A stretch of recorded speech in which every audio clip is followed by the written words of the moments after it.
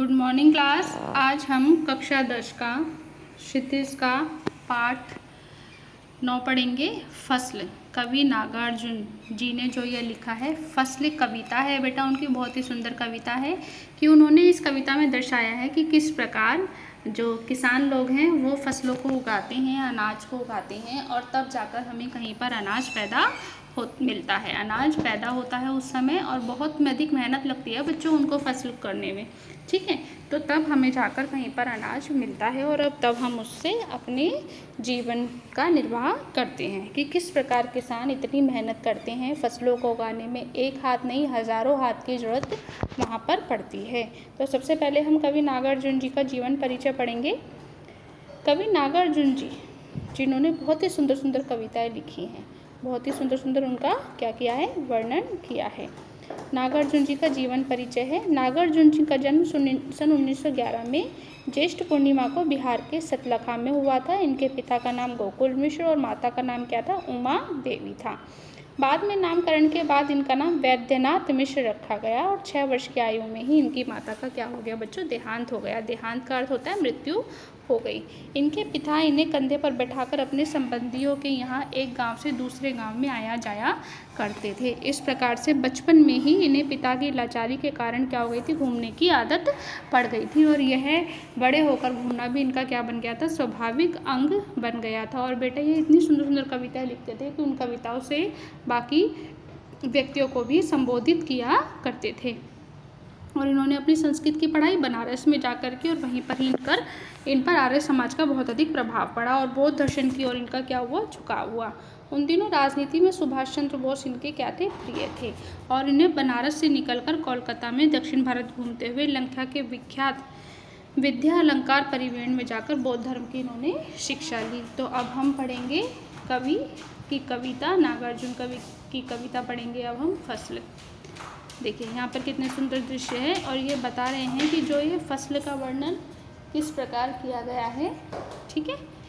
देखिए यहाँ पर है, एक के नहीं दो के नहीं ढेर सारी नदियों के पानी का जादू, एक के नहीं दो के नहीं लाख लाख कोटि कोटि हाथों के स्पर्श की गरिमा, एक की नहीं दो की नहीं हजार हजार खेतों की मिट्टी का गुणधर्म। अब इस कविता में देखो बच्चों, इन्होंने बताया कि देखो इस कविता में, इस चित्र में एक किसान कितनी मेहनत करते हुए दिखाई दे रहा है बेटा। इतनी गर्मी में भी, इतने भयंकर भीषण गर्मी में, भयंकर वर्षा में, भयंकर सर्दी में भी ये किसान क्या करते हैं, बहुत अपनी खेती को उपज बनाने के लिए, अपनी खेती की फसल को लहलहाती हुई हरियाली को देखते हुए क्या करने के लिए क्या करते हैं, बहुत अधिक मेहनत करते हैं। तो क्या कर रहे हैं, एक के नहीं दो के नहीं ढेर सारी नदियों के पानी का जादू, एक के नहीं दो के नहीं लाख लाख कोटि हाथों के स्पर्श की गरिमा, एक की नहीं दो की नहीं हजार हजार खेतों की मिट्टी का गुणधर्म। तो इस प्रस्तुत पंक्तियों में कवि यह बताने का प्रयास कर रहे हैं कि फसल क्या है, किसी एक व्यक्ति के परिश्रम या केवल एक जल या मिट्टी से नहीं उगती है। इसके लिए बहुत ही अनुकूल वातावरण चाहिए होता है कि केवल एक व्यक्ति ने चाहा और उग गई, नहीं बेटा ऐसा नहीं होता है।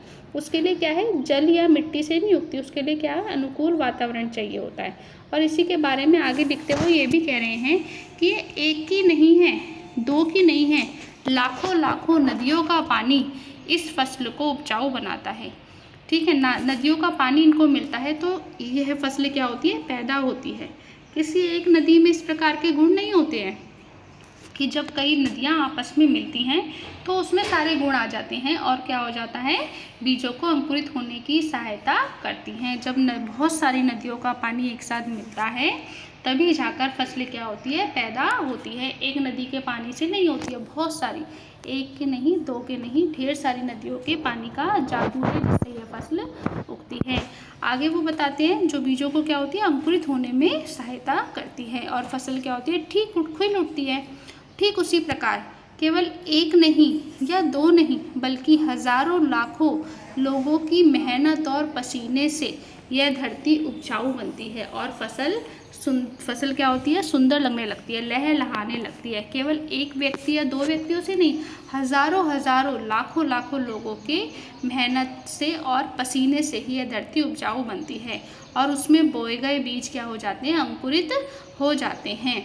और उन्होंने यह कहा कि केवल एक की नहीं, 2 की नहीं, हजारों हजारों और लाखों लाखों खेतों में केवल एक खेत की मिट्टी नहीं आती है, बल्कि बहुत सारे खेतों की मिट्टी मिलती है, तब जाकर वह क्या होता है, उपजाऊ बनते हैं। केवल एक खेत या 2 खेत की नहीं, बहुत सारे खेतों की मिट्टी आती है, मिलती है, तब जाकर वह उपजाऊ बनते हैं। अब जैसे इस चित्र में दर्शाया भी गया है बच्चों कि एक किसान कितनी मेहनत कर रहा है, भीषण गर्मी में, वर्षा में, धूल में, आंधी में, सर्दी में क्या कर रहा है किसान, हम लोगों को फसल, हम लोगों को अनाज देने के लिए क्या कर रहा है, बहुत अधिक मेहनत कर रहा है। अब यहाँ पर देखो, यहाँ पर ये चावल की खेती है और चावल की खेती में भी बेटा बहुत अधिक मेहनत लगती है। वो किसी भी प्रकार की खेती हो और हर प्रकार की खेती में किसान क्या करता है, बहुत अधिक मेहनत करता है। अब आगे क्या है, फसल क्या है, और कुछ तो नहीं है, वह नदियों के पानी का जादू है, वह हाथों के स्पर्श की महिमा है,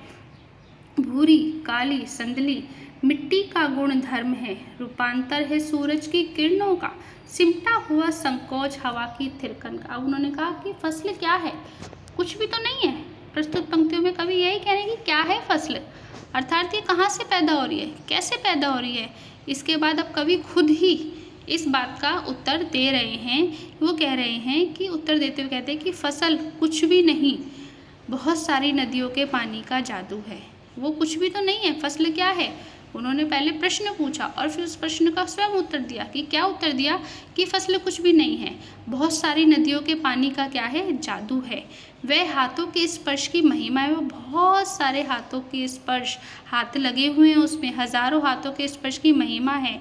और भूरी काली संदली मिट्टी का गुण धर्म है, और जो यह मिट्टी में ऐसा गुण है जो उस फसल को सोने से भी ज़्यादा महत्वपूर्ण और क्या कर देती है, मूल्यवान बना देती है। क्या, हजारों लाखों मिट्टियाँ, हजारों लाखों नदियों का पानी, हजारों लाखों हाथों स्पर्शों की महिमा उस फसल को क्या बना देती है, बहुत अधिक, सोने से भी अधिक मूल्यवान, महत्वपूर्ण।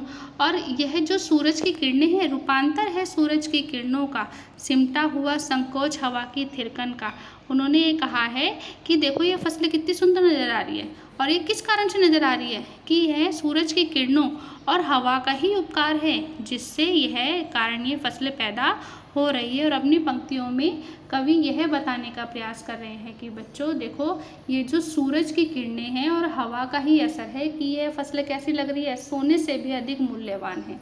सोने से भी अधिक कैसी है, सोना, गोल्ड, ठीक है, सोने का अर्थ हो गया गोल्ड, उससे भी अधिक मूल्यवान है, उससे भी अधिक क्या है, महत्वपूर्ण है। तो इन पंक्तियों में कवि यही कह रहे हैं, यह बताने का प्रयास कर रहे हैं कि फसल कैसे पैदा होती है।